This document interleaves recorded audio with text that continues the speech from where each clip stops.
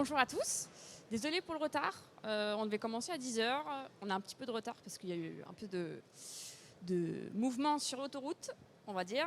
Donc, bienvenue à tous pour cette conférence sur le thème du projet à exploitation de son unité avec des témoignages d'agriculteurs méthaniseurs auvergnats.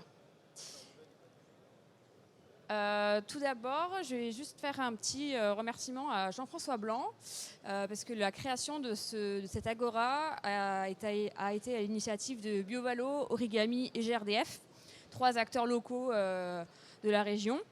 Et donc ça permet de créer cette agora transition énergétique qui permet à tous les acteurs de la transition énergétique de pouvoir venir s'exprimer auprès du public. Et donc, on est fiers d'avoir été à l'initiative de cette création. Et donc, merci encore à Jean-François Blanc pour nous avoir suivis avec enthousiasme dans ce projet. Donc, la présentation va se dérouler en 5 parties, on va dire. La première, on va présenter du coup nos 2 entreprises, BioValo et Origami. On fera aussi un rapide tour de table de nos agriculteurs méthaniseurs témoins. Et ensuite, on passera aux questions-réponses sur leur retour d'expérience dans différents domaines. Donc, on aura le collectif Agricombral Bioénergie qui nous parlera plutôt du montage de projets et de la construction. On aura Sol Énergie qui nous parlera de l'exploitation au quotidien de son unité. Et alors on devait avoir normalement Cote Bioénergie pour parler de l'optimisation de procédés. Malheureusement, il a des soucis de santé, donc il ne pourra pas témoigner. Mais Pierre Fontani, directeur général de BioValo, a suivi tout le dossier et pourra vous en dire un peu plus. À la fin, on parlera un peu de nos formations à BioValo. Et ensuite, on aura un petit moment d'échange gourmand sur notre stand BioValo juste là. Si vous avez des questions, si vous voulez parler plus en détail avec les agriculteurs, voilà, ce sera le moment. Pierre, je te laisse la parole.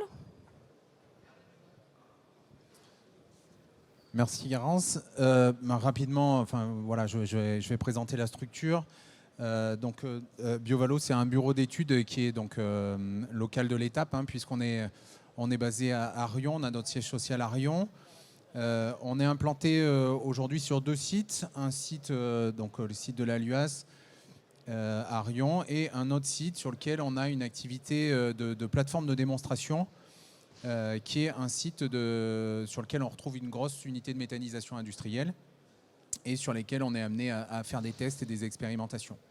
Voilà, donc aujourd'hui, on a une équipe de 7 personnes et avec une équipe opérationnelle de 6 personnes, majoritairement constituée d'ingénieurs spécialisés dans le domaine du biogaz.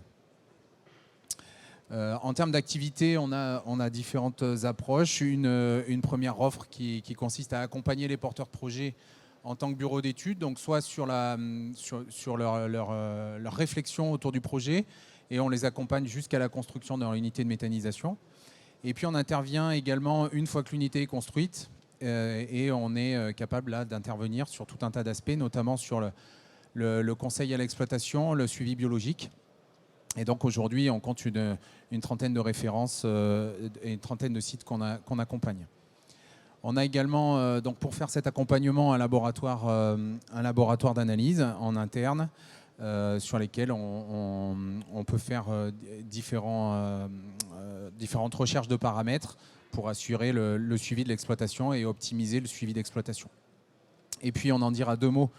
On a une activité formation donc autour du biogaz, donc qui permet notamment de réaliser des formations qui sont obligatoires dans le cadre de l'exploitation d'unités de méthanisation. Voilà, alors rapidement, ça c'est notre périmètre de rayonnement. On rayonne majoritairement localement. Dans un premier temps, on a commencé forcément sur le Puy-de-Dôme, et puis on s'est élargi à l'Auvergne, et maintenant on est plutôt à l'échelle Massif Central, et aujourd'hui on est à l'échelle nationale, donc déjà cette carte commence à être un peu obsolète. Donc voilà, sur la partie expertise, j'en ai dit 2 mots. On travaille bien sûr sur tout ce qui est tout ce qui est études de faisabilité, mais aussi sur les audits techniques et réglementaires. Ça, il y aura un témoignage justement par rapport à une problématique de revamping. Bon, malheureusement, comme l'a dit Garance, la personne concernée est actuellement hospitalisée, donc c'est un peu difficile, mais j'essaierai de répondre pour lui. On aurait bien sûr préféré qu'il soit là. Voilà, on travaille également sur la certification durabilité RED 2, donc par rapport aux problématiques de traçabilité et de réduction d'émissions de carbone, qui est un sujet d'actualité et qui va se développer dans les années futures. Donc voilà, alors assez rapidement, après bon, on a parlé du laboratoire d'analyse, hein, on est capable de réaliser pour nos clients tout ce qui est potentiel méthanogène bien sûr, et puis toutes les analyses nécessaires à l'exploitation d'une unité de méthanisation. Et enfin bien sûr on accompagne nos clients pour tout ce qui est analyse réglementaire ICPE. Deux mots rapides sur la partie équipement et sur la partie plateforme. Aujourd'hui, donc, on a de l'équipement à l'échelle laboratoire. On a également un pilote sur lequel on peut réaliser des tests. Donc là, on est à l'échelle du 250 litres où on peut venir optimiser des recettes, tester différents gisements, tester différents additifs. Donc voilà, ça répond à pas mal de demandes d'industriels qui souhaitent faire des essais à cette échelle-là. Et puis, on a également un partenariat avec un outil industriel, donc sur lequel également on peut être amené à faire des tests sur, par exemple, des outils de pré-traitement ou des outils de séparation de phase en sortie de procédé. Voilà, l'objectif, c'est toujours essayer d'innover autour de la filière. Donc, on est beaucoup orienté vers l'innovation avec des thématiques de R&D en interne. Et donc aujourd'hui, bon, ça c'est un peu une synthèse de BioValo avec le matériel, dont on dispose et qu'on met à disposition de nos clients. Et puis également des partenariats à la fois industriels et académiques pour la partie innovation. Voilà, donc j'en ai terminé un peu avec cette présentation. Je vais laisser la parole à Bruno qui va présenter plutôt Origami. Merci beaucoup Pierre. Bruno Routaboul, donc je suis le directeur général d'Origami. On est une équipe basée également sur le Puy-de-Dôme, sur Riom. Aujourd'hui, la présidente fondatrice Annelise Lescure et puis Laetitia Poux qui est sur l'assistance de direction. On est basé sur Riom, on rayonne sur, je dirais, là où on nous appelle. Aujourd'hui, on a travaillé beaucoup sur la partie Auvergne-Rhône-Alpes et sur la partie Nouvelle-Aquitaine et on commence effectivement à se développer au niveau du territoire national. Nos activités, on n'est pas du tout bureau d'études. Nous, on réalise plutôt ce qu'on dirait de la maîtrise d'œuvre administrative, financière, juridique, à la fois sur la base de la constitution du projet, de l'idée jusqu'à la mise en route. Et on assure également le suivi des installations d'un point de vue administratif, d'un point de vue réglementaire, au jour le jour. Également, on a une autre activité qui est l'animation de groupe. On a la particularité de pouvoir être animateur sur, je dirais localement, l'association des agriculteurs méthaniseurs de l'Allier. Et on est également prestataire pour l'association des agriculteurs méthaniseurs de France. Voilà. Donc, sur l'accompagnement au développement du projet, effectivement, il y a l'approche économique, juridique et fiscale. La recherche, tout ce qui est les financements, que ce soit subventions publiques, entrée au capital d'apporteurs, la gestion des fonds propres, les relations bancaires et la contractualisation également avec les fournisseurs et les clients des unités de méthanisation et l'articulation entre les exploitations et les unités de métha. Au niveau du suivi des installations, on a toujours une étape, je dirais, une activité à la carte.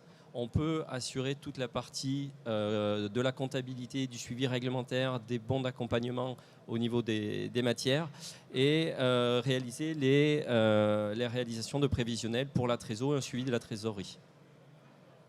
On a également, au niveau des unités de méta, une réflexion sur les prospectives.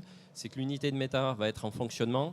Là, ses premiers résultats, c'est comment on peut optimiser les résultats technico-économiques. Notamment aujourd'hui, on travaille beaucoup sur l'économie d'énergie, la renégociation de contrats, la partie autoconsommation énergétique pour pouvoir améliorer ces relations et éviter qu'il y ait, je dirais, une dépendance par rapport au marché. On est toujours dans une recherche d'autonomie des exploitations.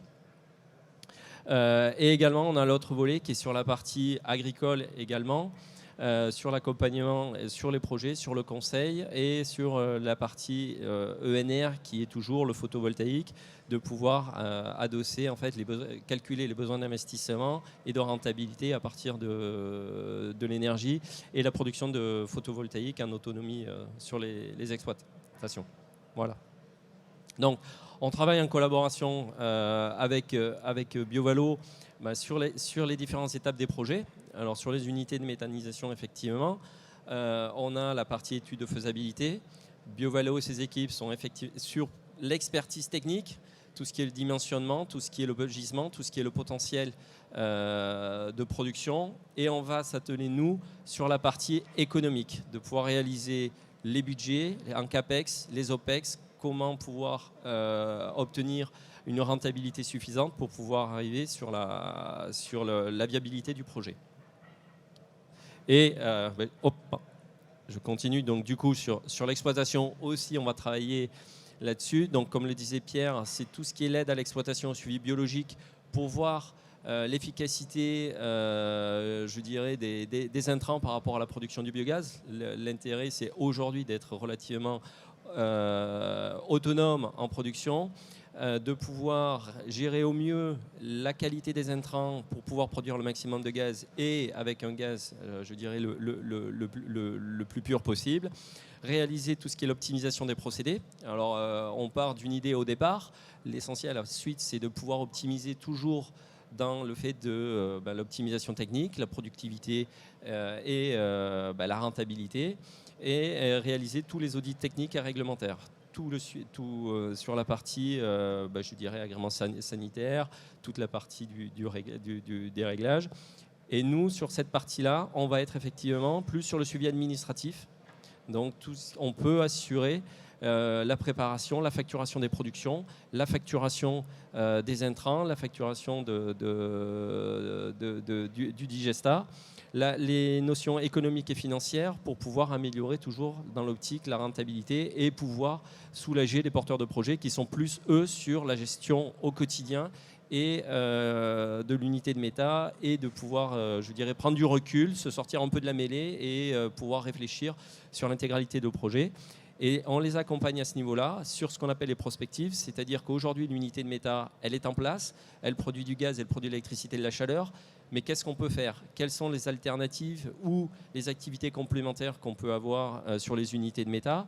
Les économies sur l'autoconsommation, diminuer la facture énergétique. Sur les prospectives, aujourd'hui, on travaille sur le CO2 biogénique, sur le bio-GNV, de pouvoir relier l'intégralité, je dirais, circulaire au niveau des unités de méta.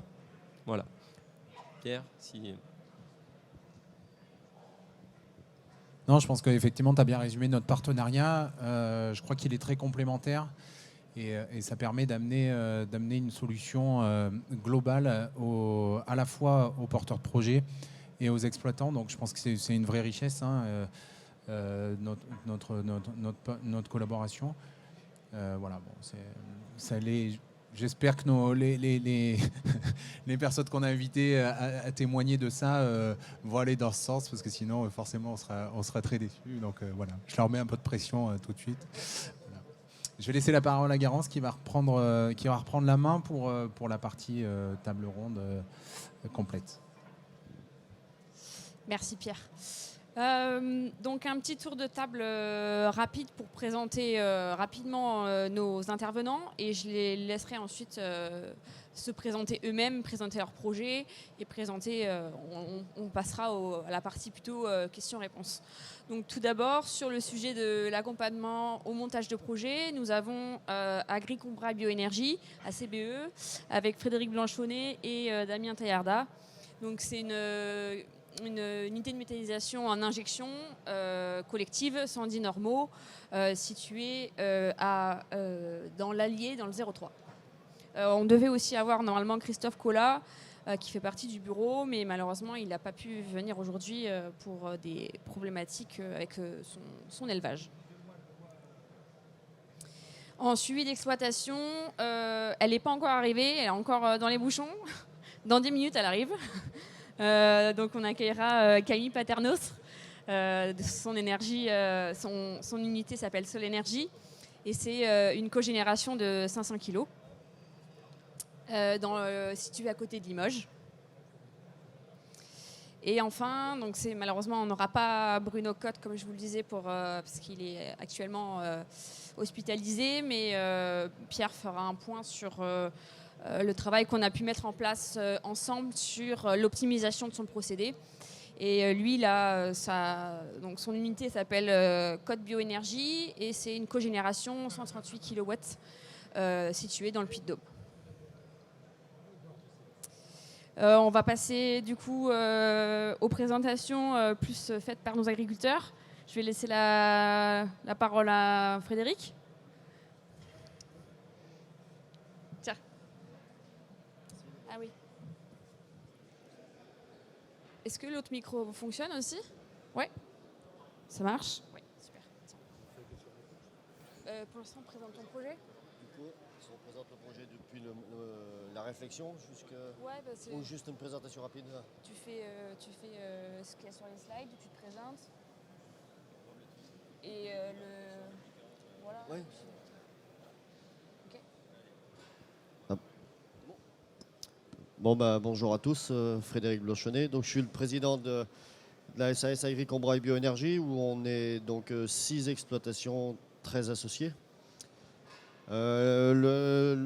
C'était une réflexion qu'on avait eue en 2016 où on avait été visiter pas mal d'installations dans l'Est et en Allemagne.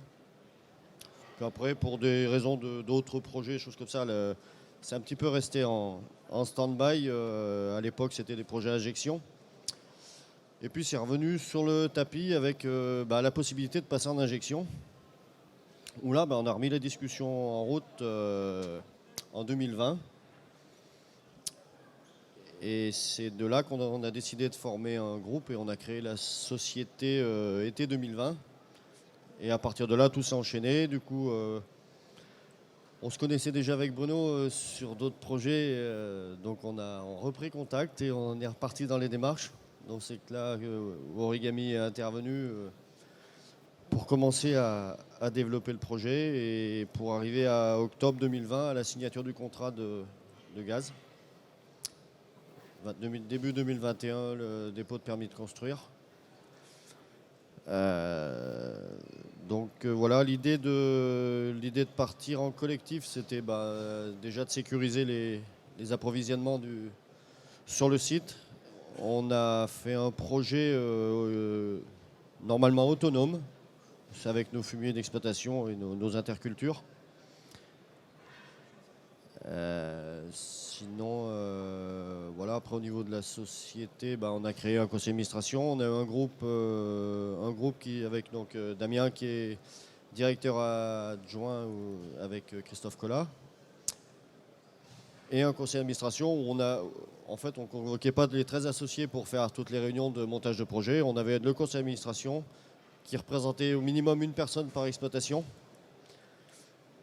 Et ensuite, on a créé aussi un deuxième groupe qui représentait les autres associés, les autres qui se sont occupés plus de la partie création d'une CUMA pour travailler après sur la méta.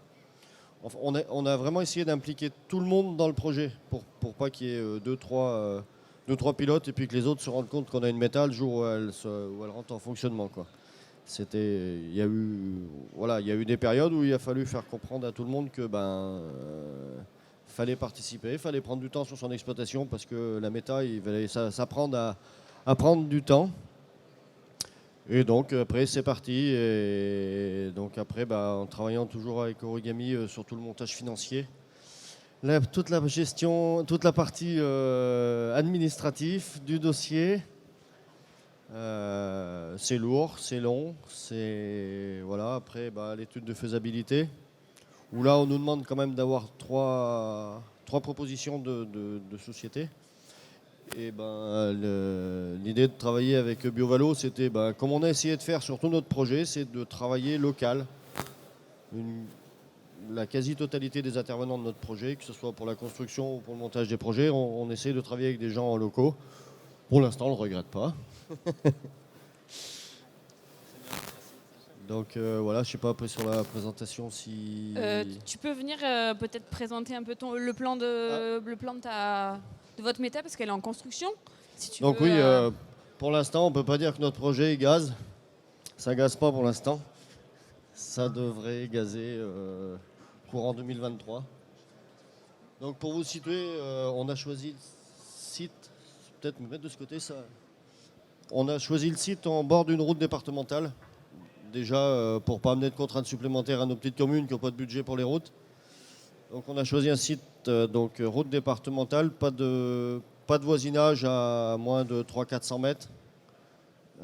Qui est à 400 mètres, c'est des résidences secondaires qui n'ont pas de vis-à-vis sur notre site. Donc après, si on prend le cheminement de fonctionnement, on aura un système de rotation, une pesée à l'entrée du site. Tout ce qui rentre, tout ce qui sort sera pesé. Un premier bâtiment de stockage matériel, un peu d'intrants, les bureaux. Donc tout ce que vous voyez en gris, c'est de la voirie. Là, un bâtiment. Là, une partie plateforme stockage d'ensilage, choses comme ça. Donc on continue la rotation. Et ici, on aura 2 autres bâtiments. Un bâtiment qui va servir au stockage des fumiers avec la partie incorporateur. Le digesteur, post-digesteur, stockage. Et ici, qui n'est pas sur le plan, une fosse de reprise de... Bah si, il est là, pardon. La fosse de reprise du digesta. Donc voilà, toujours le sens de rotation, que ce soit pour venir vider les intrants ou pour venir faire l'épandage. On aura toujours ce sens de rotation avec passage sur la bascule avant de sortir du site, qui a 2 entrées. Lagune de stockage des eaux du site, des eaux propres, qui nous permettent d'être autonomes en eau sur le site. Donc que ça soit pour utiliser de l'eau pour la méta au cas où, ou tout ce qui est eau de lavage et choses comme ça. Donc on a choisi l'incorporation et prémix pour aussi diminuer les coûts de brassage dans les digesteurs et pouvoir aussi faire de la recirculation pour économiser un peu les volumes d'eau. Donc après, le gaz est récolté au niveau du stockage. Il peut l'être dans les 2 autres fosses aussi, mais on préfère le récolter au niveau du stockage. L'épurateur et ensuite injection dans le réseau de gaz, la conduite qui aura été créée normalement d'ici la fin des travaux. Voilà, donc... très bien, super. Mais on est confiant pour la conduite, c'est en bonne voie. Parfait. Donc, comme on vous le disait, ACBE, c'est un collectif, 6 GAEC, 17 associés. Une petite question, du coup, vous avez dit que vous étiez organisé sous forme de bureau pour essayer de gérer un peu ce collectif au mieux. Est-ce que vous avez rencontré des difficultés particulières dans la gérance de ce collectif ? Ça s'est fait un petit peu automatiquement. Du coup, moi, je me suis récupéré la place de président. Je ne me suis pas autoproclamé, on m'a autoproclamé. Non, mais voilà, il fallait un président. Moi, je m'étais intéressé depuis peut-être un petit peu plus longtemps que les autres. Ensuite, il était hors de question que la gouvernance soit faite par une seule personne, vu le groupe qu'on est. Donc, on a choisi de mettre deux directeurs, ce qui nous permet d'avoir quand même déjà un partage des réflexions, un partage des tâches aussi, parce que c'est lourd. Donc chacun fait un petit peu dans sa compétence ou dans ce qu'il préfère ou en fonction de son temps aussi. Donc voilà, c'est pour ça qu'on est parti sur ce fonctionnement-là, quoi. Super.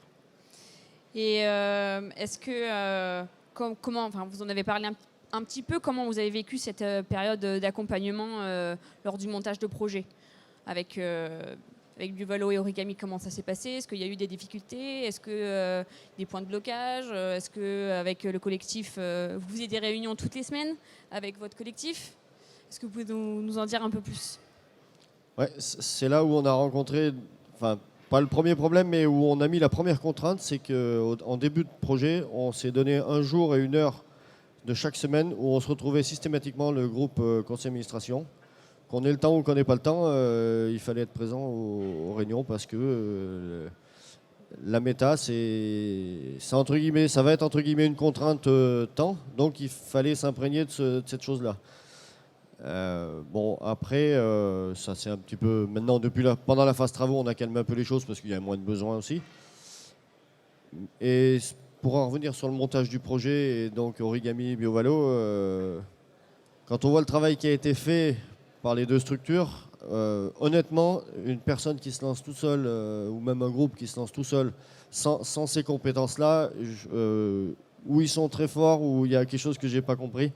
Mais non, enfin, si on veut que ça avance, parce que oui, peut-être qu'on l'aurait fait, mais on aurait peut-être mis 1 an, 2 ans ou de plus que voilà, il y a des connaissances, de personnes, il y a des connaissances de chronologie de choses à faire parce que on fait pas telle chose avant telle chose ou on peut vite se planter et avoir besoin de retour en arrière qui voilà, donc ça nous permet d'avoir fait les choses dans l'ordre, en temps et en heure. On l'a vu pour la signature du contrat de gaz où on a passé.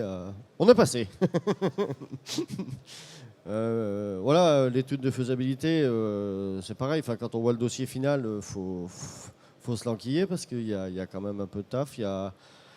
Ouais, c'est aussi visé par des gens qui sont, je vais peut-être être méchant, mais c'est visé au-dessus par des gens qui sont pas forcément de terrain. Donc, nous, ce qu'on a envie de mettre dedans, ça correspond peut-être pas forcément à ce que l'interprétation qui est faite plus haut. Donc, voilà, il y a des choses qu'il faut. Si on n'est pas accompagné pour monter des choses comme ça, enfin, pour nous, je pense que ça aurait été compliqué. Ouais. Ouais, vas-y. Oui, juste si je peux rajouter quelque chose. Du jour où on a choisi de se lancer au jour où on va réellement démarrer, on aura mis 3 ans. Donc si on n'avait pas eu des entreprises pour nous entourer, des professionnels, je pense qu'on aurait été plus au-delà des 5 ans, sans avoir les connaissances voulues, quoi. Très bien. Et il y a une spécificité aussi de votre projet, c'est que vous, contrairement à d'autres projets, vous n'avez pas choisi d'avoir un constructeur avec clé en main, ce qu'on appelle clé en main, mais vous avez plutôt choisi de faire une séparation des lots. Pourquoi ce choix-là? Et est-ce que vous regrettez votre choix? Vous êtes content? Comment est-ce que vous pouvez nous en dire un peu plus à ce niveau-là? Non, on ne regarde pas du tout notre choix, même si ça nous donne un peu plus de travail au quotidien. Mais déjà, on a choisi de séparer les lots pour bien s'imprégner de notre projet, tout connaître au maximum sur toutes les phases. La négociation des tarifs aussi, le fait de défaire tous les lots, c'est plus facile à négocier que si on avait pris une entreprise qui gérait tout à notre place. Après, il y avait le fait qu'on voulait garder le maximum d'entreprises locales. Tout ce qui va être phase terrassement, c'est une entreprise qui est à 20 km. Le béton, c'est une entreprise à moins de 10 km. Les matériaux aussi. Les bâtiments qu'on aura sur la structure, c'est une entreprise de la commune. Et puis j'en oublie peut-être. L'électricité, c'est une entreprise de Molusson, donc 20 km aussi. Après, il y a des postes où on n'a pas le choix. Tout ce qui va être construction des cuves, aujourd'hui, c'est une entreprise de Belgique. L'épurateur, c'est une entreprise du côté de Lyon. Ça, on n'a pas en local. Donc, mais le maximum est resté autour de chez nous, quoi. Ok, super. Et du coup, la mise en service, elle est prévue pour quand? Encore donc en phase de travaux, là? La mise en service devrait intervenir juin, juillet. Non, ça devrait le faire. Ouais. On devrait y aller. Ouais. Super. On devait continuer avec Camille Paternostre qui devait nous parler de l'exploitation. Je ne sais pas si tu as des nouvelles. On va passer, puis on reviendra vers elle. Je vais laisser maintenant la parole à Pierre Fontani pour parler un peu du projet de Bruno Cotte. Qui malheureusement ne peut pas être avec nous aujourd'hui. Et il va vous expliquer comment on a travaillé en synergie ensemble pour optimiser au mieux son procédé qui avait certaines difficultés pour arriver à la meilleure production de biogaz possible. Pierre, je te laisse la main. Oui, alors c'est toujours difficile de témoigner. De témoigner pour un client, hein, mais bon, voilà, je vais quand même vous parler de cette unité de méthanisation qui est finalement un joli projet. Donc, Côte Bioénergie, c'est une unité de méthanisation de 138 kg électrique basée à Cueilla. Naskeo est le constructeur, donc c'est une voie liquide infiniment mélangée. Et la technologie de cette unité, c'est basé sur une technologie Naskeo avec un ergénium et un broyeur juste derrière. Et puis une cuve, un digesteur et un stockage. Donc nous, on est intervenu dans un premier temps sur l'accompagnement à l'exploitation. Donc on a assuré le suivi biologique et technique pendant 1 an en essayant d'optimiser les performances de l'unité. Et en fait, on arrivait à avoir une production nominale, mais seulement par phase, avec des difficultés techniques. Et surtout un retour de l'exploitant qui nous disait que pour arriver à ce nominal, il lui fallait passer énormément de temps sur l'unité de méthanisation, sur la phase d'incorporation notamment. Donc ça, c'était une vraie difficulté. Alors, bon, techniquement, ça fonctionnait à condition d'y passer beaucoup de temps et ce temps n'était pas disponible. Donc, il a fallu réfléchir à une solution pour améliorer les choses et essayer de voir si tout pouvait être pris en compte, à la fois le temps à consacrer à son exploitation et le temps consacré à l'unité de méthanisation, même si on sait tous qu'on est toujours assez surpris du temps passé sur une unité de méthanisation et du temps qu'il faut y passer. Et souvent, c'est sous-estimé par les porteurs de projets. Donc, on a intervenu dans un premier temps sur un audit technique qu'on avait fait aussi depuis un moment, puisqu'on assurait le suivi biologique. Donc effectivement, la difficulté, c'était le temps passé et le mode d'incorporation qui amenait en fait beaucoup de détarrage moteur. Alors c'est des termes techniques, mais en fait on vient abaisser le niveau de liquide dans la cuve dans le digesteur, et donc on vient faire s'écrouler le taux de biogaz sous la bâche qui est en lien avec la puissance moteur. Donc ça fait écrouler immédiatement la puissance moteur. Donc en fait, ce qui s'est passé, c'est que on a choisi de travailler une solution différente, alternative. Donc là, on s'est rapproché du constructeur. Alors, le rôle de BioValo dans cette histoire, c'est effectivement à la fois d'avoir fait cet audit technique et d'avoir fait rapprocher l'exploitant et le constructeur, qui n'étaient pas forcément en très bons termes. Là, l'avantage d'avoir un interlocuteur, un intermédiaire, c'est justement de pouvoir reprendre contact et rediscuter, parce que malgré tout, le constructeur est toujours maître de son unité, c'est celui qui connaît quand même le mieux le procédé. Donc je pense que c'est aussi important qu'il n'y ait pas de rupture entre l'exploitant et le constructeur d'une unité de méthanisation. Donc nous, c'est un peu notre philosophie à BioValo. On a souhaité rétablir le contact et essayer de voir si on pouvait trouver une solution. Donc là, pour le coup, Naskeo, Sycomore ont joué le jeu par rapport à cette problématique. Ils sont retournés vers Bruno et on a pu échanger et essayer de trouver une solution. Et donc, on a choisi de changer le mode d'incorporation en mettant une trémie, un prémix qui était beaucoup plus adapté, en fait, encore une fois, à la partie technique et puis à la partie temps passé sur l'exploitation. Donc ça répondait vraiment aux besoins de l'exploitant. Donc ça a été aussi accompagné. Donc l'histoire est belle parce que la région a accompagné aussi cette démarche. L'ADEME a accompagné cette démarche en aidant l'exploitant à travers une subvention. Bon, jamais l'enveloppe est jamais assez grosse, mais bon, c'est toujours un signe positif pour l'exploitant. Donc on a accompagné Bruno Cotte à développer ça et à aller rechercher ses financements. Et aujourd'hui, il a donc fait ses travaux et il est au nominal en y passant beaucoup moins de temps. Donc ça tombe bien parce que vu qu'il a des problèmes de santé en ce moment, c'est mieux que ça tourne un peu plus tout seul. Mais malgré tout, voilà, il est satisfait aujourd'hui. Donc l'histoire est assez intéressante et assez belle. C'est vraiment dommage qu'il n'ait pas pu témoigner de tout ça parce que je pense qu'il était quand même en difficulté quand on est intervenu sur le site. Voilà, il pensait plus à arrêter sa méta qu'à la redémarrer et à refaire l'électricité un jour. Donc voilà, l'histoire est assez belle et tout ça impulsé encore une fois par la région qui a cherché à soutenir en fait les unités de méthanisation qui étaient en difficulté. Donc en faisant intervenir un bureau d'études, également un constructeur aussi qui a joué le jeu malgré tout, et qui a su proposer des solutions techniques et réaliser en tout cas les solutions techniques qu'on avait proposées. Donc voilà, je trouve que c'était un bel exemple à présenter. Encore une fois, je regrette que Bruno ne soit pas là, et encore plus pour sa santé. Pas de nouvelles de Camille? Alors pas de nouvelles de Camille, non, mais Non.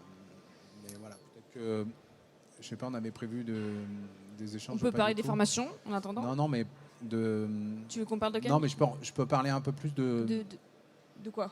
du projet. Là, sur ce type d'action, l'idée, donc, c'est ce qu'on appelle du revamping. On peut faire ça quand on a des problématiques techniques. Nous, à travers nos audits, on propose à certains de nos clients qui sont en difficulté sur l'exploitation des améliorations techniques à travers des équipements particuliers. C'est assez gros, c'était toute la ligne incorporation, mais ça peut être aussi sur des choix techniques d'équipement, de l'agitateur, de la pompe, etc. Donc effectivement, aujourd'hui, on a du retour d'expérience sur les sites, et on saura potentiellement vous conseiller vers du matériel le plus fiable possible. Voilà ce que je peux dire. Et après, pour s'il y a des gens dans ce cas-là, dans l'assistance, je pense qu'il y a aussi, faut pas hésiter à solliciter des aides. Alors il y a des aides potentielles à la mise en place du projet, mais il y a aussi des aides dans ce cas-là, dans le cadre de revamping.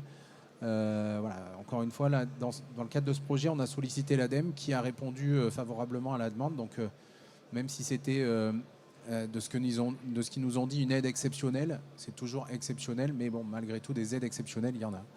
Donc, il faut juste aller les chercher. Il ne faut pas hésiter, en tout cas, à aller demander ces fameuses aides. Voilà, parce qu'il n'y a pas de raison qu'on accompagne des porteurs de projets quand tout va bien, et par contre, quand ça va mal, on les laisse tomber, alors que c'est à ce moment-là qu'ils ont le plus besoin de trésorerie, qu'ils ont besoin d'un petit coup de pouce pour impulser la démarche et essayer de faire en sorte que le projet continue à vivre et se développe. Voilà, donc je ne sais pas si on avait prévu des questions-réponses. Non, pas du tout sur ce projet. Sur Bruno, si, c'était un peu... c'est un peu tout ce que j'ai raconté, quoi. Ouais, voilà, c'est ça, t'as déjà tout dit. Bon, donc il nous manque Camille Paternos, si elle est... Elle Elle était garée tout à l'heure, avant que j'intervienne, elle était garée dans le sommet, donc logiquement elle devrait être là, mais ok. Peut-être qu'on peut, Bruno, peut-être tu peux peut-être témoigner aussi de ton côté Origami par rapport à ce que vous faites, la façon dont vous vivez les choses, et puis peut-être les démarches. Sur l'ensemble des démarches du projet. Alors sur la partie montage, ça va être sur le témoignage. Donc on est intervenu dès le départ sur l'idée, quand on s'était revu avec Frédéric au départ, c'est de dire ce qui était possible de mobiliser en ressources, en exploitation sur le territoire. Le choix de, je dirais, COG, injection, puisqu'on était...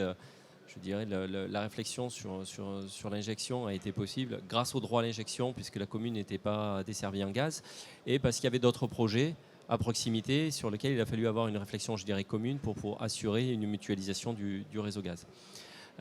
Donc on avait pris rendez-vous avec GRDF, donc l'idée a évolué là-dessus, et on a avancé petit à petit jusqu'à la création du groupe et mettre en place ce que disait Frédéric, l'ensemble des règles du groupe. Ensuite, il y a eu la réflexion, quelle entreprise on fait travailler. On a, sur la partie process, sur la partie épuration, comme il y avait un choix de travailler effectivement par lot, la rencontre des entreprises, l'appel d'offres, voire un cahier des charges, ce qui a été fait par les associés, de faire un cahier des charges en disant ce qu'ils voulaient et ce qu'ils ne voulaient surtout pas. Et au terme, ça nous a permis de créer un filtre et de pouvoir arriver à la sélection de 3 entreprises. Et ces 3 entreprises, après, ont fait leurs propositions. Et on est arrivé au bout avec Sud-Ouest Biogaz sur la partie process, et qui a un rôle aussi d'assistance à la maîtrise d'œuvre pour pouvoir coordonner l'ensemble des entreprises. Et ça, c'est pas négligeable également, parce qu'entre le terrassement, entre le terrassier, les maçonneries, l'entreprise qui fait les fosses et l'épurateur, la maîtrise d'œuvre est quand même importante. Et ensuite, on est passé effectivement sur la structuration du budget, sur du CAPEX et des OPEX, le montage pour aller voir les banquiers, tout ce qui est l'apport en fonds propres, comment ça structure. Les exploitations n'ont pas forcément toujours la même capacité à apporter en capacité, je dirais, d'intrants. Elles n'ont pas forcément la même capacité à pouvoir amener financièrement en fonds propres. Et il a fallu bâtir l'ensemble du projet pour arriver à un financement bancaire et le montage des subventions. Voilà. Et ça a pris un petit peu de temps.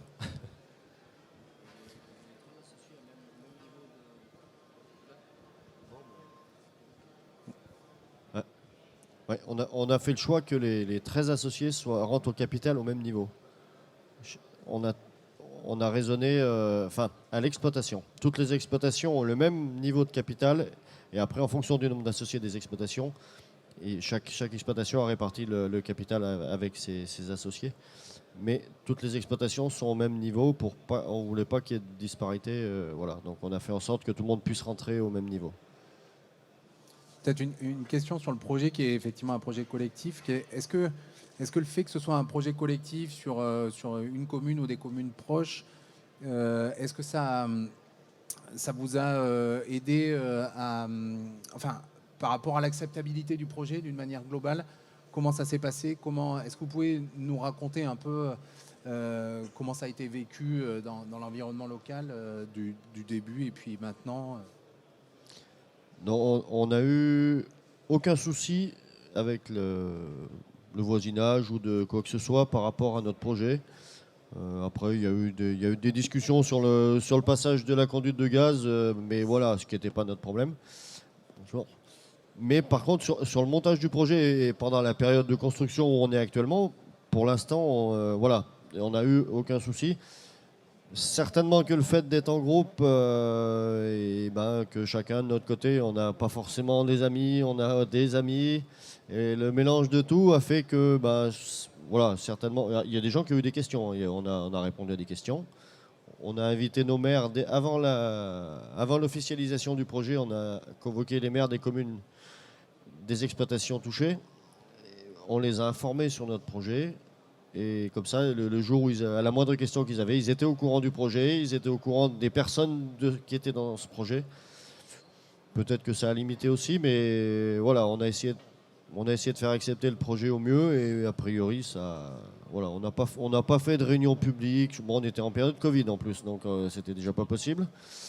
Mais après, les réunions publiques, c'est des réunions de détracteurs. Donc je pense qu'il vaut mieux répondre aux gens quand ils ont des questions, plutôt que de convoquer tous les gens qui ont des avis négatifs sur un problème, les mettre dans une même salle. C'est plus, à mon avis, pour nuire au projet que faire avancer les choses. C'était notre idée. Après, voilà. Oui, je voulais juste revenir sur le fait que, comme on disait avec Damien, qu'on ait fait notre projet, qu'on ait séparé les lots et voulu gérer les choses. Après, il y a des possibilités de tout clé en main. Par contre, le dossier, quand il sera fini, c'est nous qui allons l'utiliser. Si on ne sait pas comment il est monté, si on a ouvert les yeux sur le projet le jour où il est terminé, attention. Oui, je pense que c'est une bonne chose de bien connaître les différents lots et les différents équipements après derrière, surtout sur la partie épuration. Je pense que c'est important de bien comprendre et bien connaître l'interlocuteur aussi, avoir un interlocuteur séparé. Je pense que c'est important. Depuis le début, on a fait modifier des choses qui, en fait, on avait prévu comme ça au départ, et puis finalement non, en discutant un truc.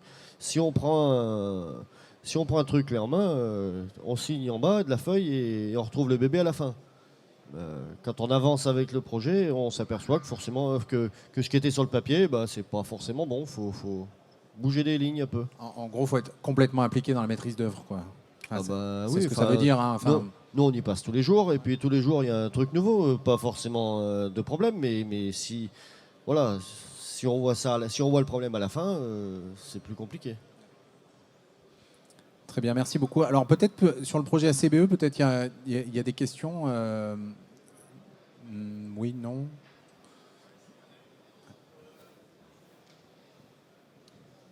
Bonjour. Oui, j'ai une question concernant la totalité des intrants pour les 110 normomètres cubes qui sont théoriquement annoncés. Donc, première question, c'est le tonnage. Vous pensez aujourd'hui être à combien de tonnes?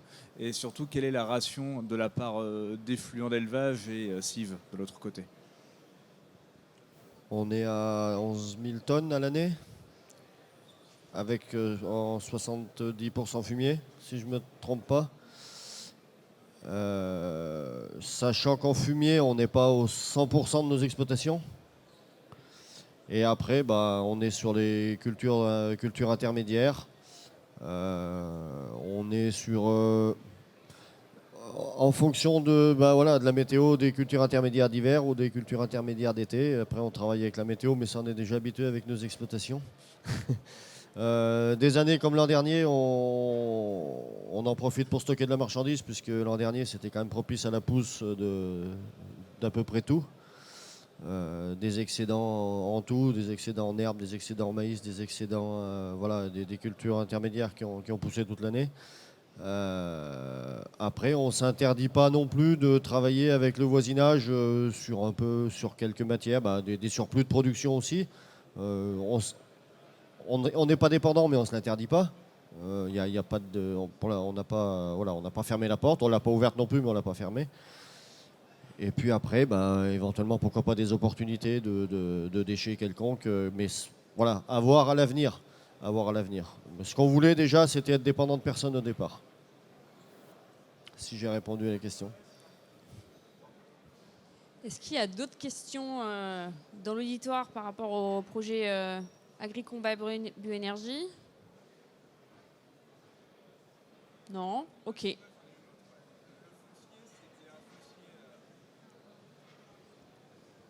Désolé. Oui, concernant le foncier, c'est un foncier qui appartenait à l'un des... c'est 13 associés, c'est ça? C'était l'un des fonciers proposés ou c'est un foncier que vous avez trouvé en dehors de l'une de ces exploitations? Moi, j'étais propriétaire d'une parcelle qui sur le papier était suffisamment grande, sauf que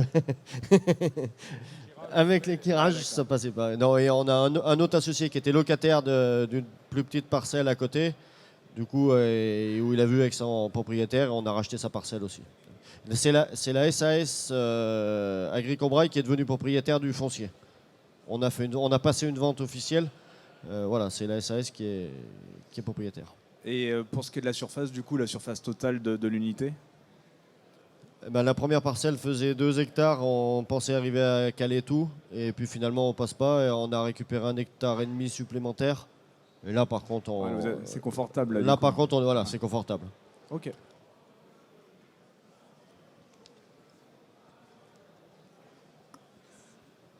Eh bien, merci beaucoup Frédéric et Damien pour votre retour d'expérience sur tout ce montage de projet, la construction. Maintenant, on a Camille Paternostre qui est enfin arrivée, qui va pouvoir nous parler un peu de l'exploitation de son unité. Elle est déjà construite, elle l'exploite depuis quelques années. Et puis, elle va pouvoir un peu plus nous en parler. Donc, si tu veux, Camille, tu peux venir de ce côté-là et nous présenter un peu ton projet, comment il est construit, etc. Je te laisse la parole. Très bien. Bonjour à tous. Excusez-moi pour mon retard. Approche un peu ton micro de ta bouche. Ouais. C'est mieux comme ça? Donc, bonjour. Donc, je suis Camille Paternostre. Je suis responsable de l'unité de méthanisation qui est située à Gouzon, donc dans la Creuse. L'unité de méthanisation donc, est en cogénération. J'ai peur de toucher après. Est en cogénération. Un moteur de 500 kg ELEC.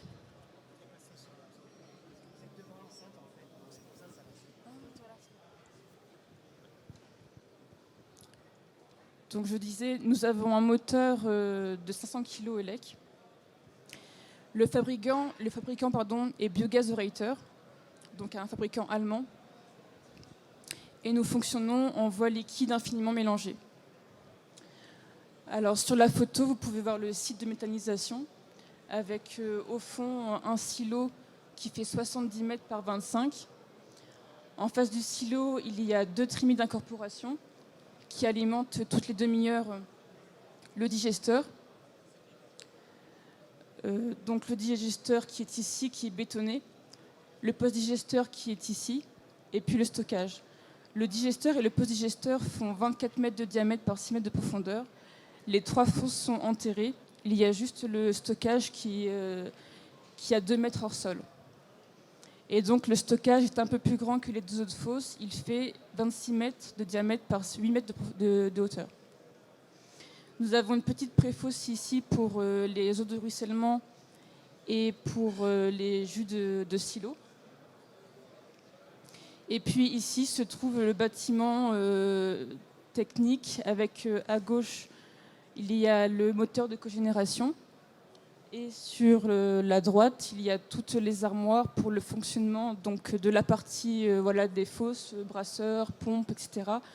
Et d'autres armoires pour la partie du fonctionnement du moteur, avec également des pompes. Donc c'est tout ce qu'on peut dire sur cette diapo. Bonne présentation. Ensuite, moi j'ai des petites questions. Si tu veux, tu peux t'asseoir si tu veux, Camille. La première, c'était est-ce que tu peux nous expliquer un peu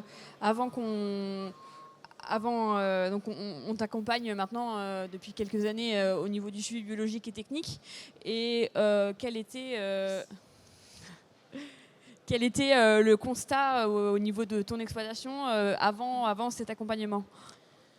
Donc avant l'accompagnement avec Biovalo, on avait régulièrement, en cette période, automne-hiver, des périodes d'épaississement de la biologie, suite au changement de temps ou d'autres raisons. Et disons qu'avant, on l'appréhendait différemment et on arrivait à passer outre, mais ça prenait beaucoup de temps, avec des fois des pertes d'exploitation. Ça durait déjà 2 mois de beaucoup de brassage et pas forcément d'évolution dans la biologie. Donc nous, on a commencé à travailler ensemble fin décembre 2020. On a vraiment commencé à partir du mois de janvier. Mais en tout cas, quand on est venu, c'était décembre 2020. Et donc, à cette époque-là, j'étais en plein dans une période d'épaississement de la biologie. Comme on peut voir sur la diapo. Après, je sortais, on va dire, pour le digesteur, mais j'étais en plein épaississement dans le post-digesteur. Et donc, en fait, le digesteur sur la photo, bon là, je la vois pas, mais je sais à quoi ça ressemble. Celle-ci. Oui, c'est la photo qui est à droite. Ah, attends. Donc, en fait, là, c'était arrivé ça pendant, on va dire, septembre-octobre. Et donc, en fait, j'étais devenu tellement épais que, en face de ce hublot, j'ai un peu une zone morte. Et donc, ça m'avait fait tout un amas au niveau du hublot. Et donc, d'ailleurs, je l'ai toujours aujourd'hui, mais ça n'empêche pas le fonctionnement. Et donc, voilà, il était temps de trouver une solution, parce qu'on va dire que c'était des situations qui étaient assez répétitives. Et le gros problème, c'était que ça engendrait souvent des pertes d'exploitation. Est-ce que tu avais des problèmes au niveau de l'incorporation? C'était surtout au niveau du brassage, au niveau des digesteurs et des post-digesteurs? Alors, au niveau de la ration, disons qu'elle n'était pas assez régulière. On avait beaucoup de... Soit on mettait trop d'un produit, soit trop de l'autre. Donc ça, justement, en travaillant avec vous, on a réussi à réguler au niveau de la ration. Et après, au niveau des brassages, dans le poste, on était plutôt bien, mais c'était dans le digesteur où, moi, à l'époque, j'avais un cycle de 20 minutes de fonctionnement, 10 minutes d'arrêt, 20 minutes de fonctionnement, 10 minutes d'arrêt. Et donc là, on est passé à 45 minutes de fonctionnement pour 15 minutes d'arrêt. Et c'est vrai que ça fait pas mal de... Ça a quand même ça a aidé pour le brassage. Et derrière aussi, en fait, ce qui est important de noter, c'est qu'on avait un taux de matière sèche qui était assez élevé. Et finalement, de le maintenir à un taux suffisamment bas dans les 2 fosses, ça permet d'avoir une meilleure production, tout simplement. et que l'un ne fonctionne pas sans l'autre. Donc s'il y en a un qui est trop épais, l'autre va forcément suivre derrière. Donc c'est pour ça de toujours maintenir dans les deux fosses un bon taux de matière sèche pour derrière voilà, ne pas être embêté. Et puis aussi avec l'actualité de l'électricité qui monte, avoir une matière sèche assez correcte, on va dire, dans un digesteur, ça aide aussi à limiter les consommations électriques. Bah, on va dire que depuis le travail Buvalo, je fais environ 5 000 € de moins par an de consommation en électricité. Donc ce n'est pas négligeable. Super. Et est-ce que tu peux nous raconter un peu du coup dans ton quotidien comment tu fais est-ce que tu as un peu une routine pour l'exploitation ou alors tu interviens tout seul? En plus, la plupart du temps, c'est toi qui es responsable. Est-ce que tu as une petite routine? Tu commences par quoi? Pourquoi? Est-ce que tu peux nous en dire un peu plus? Donc le matin, donc en effet, c'est moi qui travaille principalement sur le site, avec bien sûr d'autres personnes si besoin, voilà, comme aujourd'hui où je suis absente, donc il n'y a pas personne sur le site, bien sûr. Donc ma routine quotidienne, on va dire, c'est d'abord vérifier l'état par les hublots justement du digesteur et du post-digesteur, voilà la matière, comment elle est. Ça va être faire les vidanges du matin, voilà, la recirculation entre les fosses, faire le contrôle voilà, au niveau du moteur que tout fonctionne bien, et puis après l'alimentation. Et puis le soir, on repart sur diet check et recirculation, vidange. Ok, super. Est-ce que tu as des perspectives d'agrandissement, de modification de certains équipements Donc nous, on a un seul moteur de cogénération aujourd'hui, donc de 500 kg. Et on aimerait partir sur 2 moteurs à l'avenir parce qu'on a eu en fait une panne en 2020. Et on a remarqué que si on avait eu 2 moteurs où on pouvait en faire tourner un seul, on aurait pu, en fait, le post-digesteur était complètement à l'arrêt. Et nous, aujourd'hui, juste avec le digesteur, on ne peut pas tourner parce qu'on n'a pas de stockage de gaz dans le digesteur. Donc le moteur en direct du post-digesteur ne fonctionne pas. Et on aurait 2 moteurs, on aurait pu en faire tourner un et voilà, limiter les casses. Donc c'est vrai que d'avoir 2 moteurs, c'est à l'avenir, nous, c'est sûr, on le fera. Quitte à même augmenter un petit peu la puissance, passer à 600 kg ou plus. Mais ça, c'est vraiment quelque chose qu'on fera à l'avenir. Plutôt dans le futur. Futur proche, futur proche, ouais. Ouais. Ok, super. Bah, merci beaucoup Camille pour ton témoignage. On a déjà parlé de Code Bioénergie. Est-ce que vous avez des questions, sur le projet de Camille, sur ce qu'elle a pu dire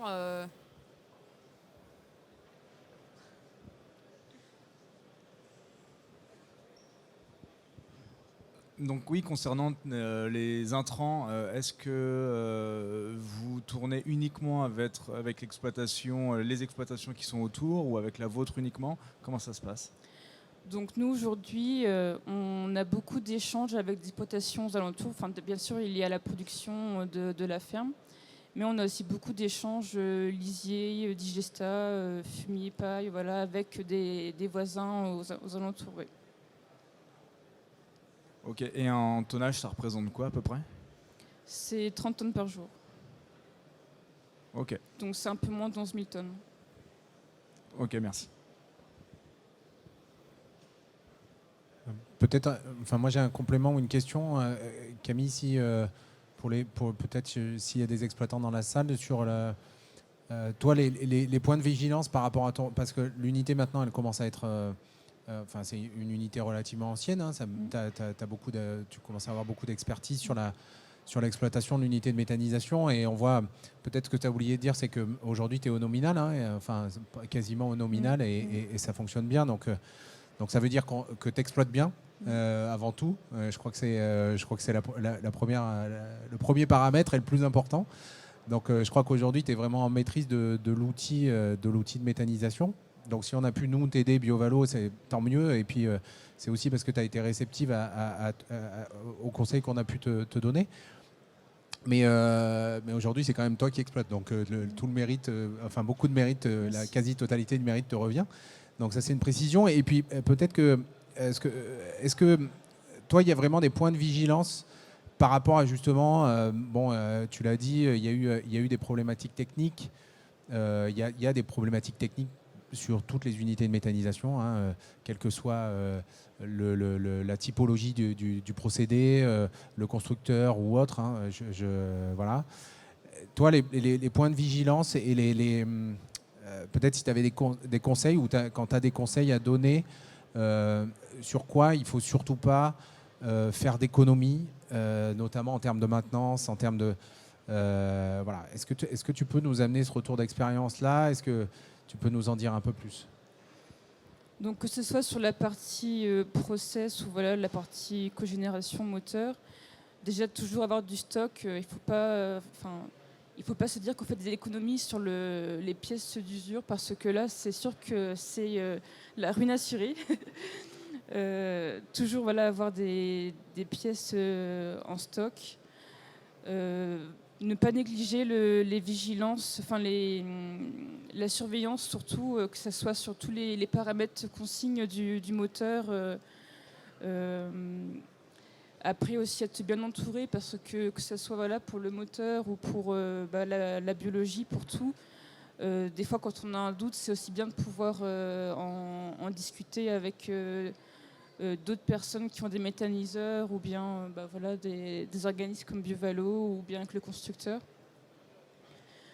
Au niveau de la biologie, y a le contrôle visuel forcément tous les jours qui aide beaucoup. Il va y avoir au niveau de l'intensité de brassage qui va aussi être un facteur indicateur d'un épaississement de la biologie. Après, je sais pas, je peux dire quoi d'autre. Les températures sont aussi extrêmement importantes. Plus on va baisser en température, plus on va avoir une mauvaise production de gaz. Donc aussi surveiller les températures, les maintenir. Et puis respecter les vidanges. D'ailleurs, moi, l'année prochaine, j'y verrai droit. T'as noté dans ton agenda ? Le printemps, oui, mais pas une date précise pour l'instant. Bon. Ok, super. Est-ce qu'il y avait d'autres questions éventuelles ? Non ? Ah, pardon. Clément Lamblay de Nerbioflex. Ah, Bonjour. Bonjour. Enfin, on se rencontre, on travaille un peu ensemble. On Là, j'avais une travaille aussi question ensemble. sur la partie justement visuelle de l'agitation. Est-ce que c'est quelque chose qui se base sur quoi ? Sur un sentiment de qu'est-ce qui fonctionnait ? Est-ce qu'il y a un échange ? Est-ce qu'il y a des espèces de fiches de dire bon là je vais devoir agiter un peu plus, mettre un peu plus de liquide ? Ou alors c'est sur de la production de gaz ? Est-ce que je sais pas, il y a des espèces de conseils comme ça qui sont donnés ou c'est juste l'expérience, dire bon ça marche, je pars là-dessus ? Justement, tout est un peu lié. Si on voit que, en fait, via le hublot, on voit la matière vraiment, on la voit la matière se déplacer dans les cuves, et donc plus le mouvement va être lent, on va dire. En plus, si on voit qu'au niveau des brasseurs, l'intensité augmente, ça c'est un facteur que la MS augmente également, et donc c'est là qu'il faut réagir en amont. Donc mettre plus de matière liquide, que ce soit de l'eau, du lisier. S'il faut augmenter le brassage, jouer sur la recirculation entre le post-digesteur et le digesteur. Et puis, donc moi, via BioValo, j'ai des analyses de matière sèche toutes les 2 semaines. Donc ça, c'est aussi voilà, un plus. Ça permet un peu de valider le visuel, en fait. Ouais, ça donne des indicateurs, mais Voilà, au niveau ça. des vitesses de brassage, moi j'ai rencontré chez pas mal de clients aussi beaucoup d'écoles différentes. Certaines qui marchent, d'autres qui marchent moins bien. Et du coup, justement, sur les variations de vitesse des agitateurs, on a vu qu'il y avait des choses intéressantes à faire. C'est pour ça que j'étais intéressé de voir quels indicateurs vérifier. Ils peuvent être biologiques et je pense que c'est quelque chose de très bien à faire. Ça peut être des indicateurs techniques ou juste visuels. Et ça, je pense que c'est important que ça se sache en fait dans la plaine pour que tout le monde ait des bons indicateurs pour bien bosser, quoi. Après, moi, ce que je sais, voilà, comme vous dites, il y a plusieurs politiques, enfin plusieurs façons de faire. Moi, ce qui est sûr, c'est qu'au niveau du digesteur, je ne vais jamais tenter le diable. Je vais toujours essayer de fonctionner justement avec des seuils au niveau des variateurs assez élevés et ne vraiment prendre aucun risque sur le digesteur, parce que si le digesteur flanche, je sais que derrière, je vais tomber sur toute ma production. Alors, autant sur le poste digesteur, je m'amuse, entre guillemets, je vais baisser des fois l'intensité de brassage quand je vois que c'est vraiment très liquide, ou augmenter les temps d'arrêt ou les temps de marche. Mais sur le digesteur, je change quasiment rien. Merci.